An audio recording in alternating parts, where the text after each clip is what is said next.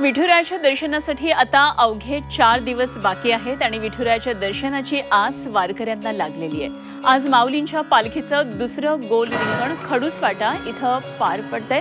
तर खडूसवाटा इथं वारकऱ्यांची आता गर्दी होऊ लागली आहे। माळशिरसमधला मुक्काम उरकून वेळापूर इथं माऊलींच्या पालखीचा आज मुक्काम असणार आहे आणि दुसरीकडे संत तुकाराम महाराज पालखीचं उभं पहिलं रिंगण हे माईनगर इथं दुपारी 12 वाजता होणार आहे। अकलूजवरून तुकोबांची पालखी बोरगाव श्रीपूर इथं मुक्कामी असणार आहे।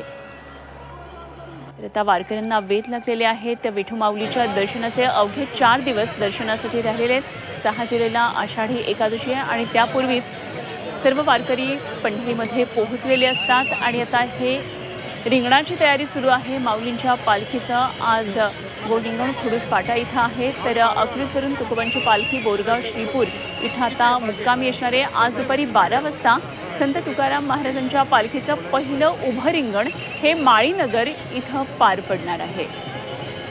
तर शेकडो किलोमीटरचा प्रवास करून वारकरी आता पंढरीच्या अगदी वेशीवर येऊन ठेपलेले आहेत आणि अशावेळी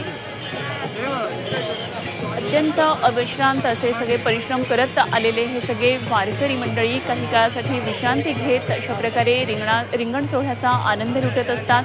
हा एक प्रकारचा विरंगुळा असतो आणि ही परंपरा जपलेली आहे वारकऱ्यांनी। त्यामुळे अशा या रिंगण सोहळ्याचा आनंद घेण्यासाठी अगदी फक्त वारकरीच नव्हे तर पंचक्रोशीतले गावकरी सुद्धा येत असतात।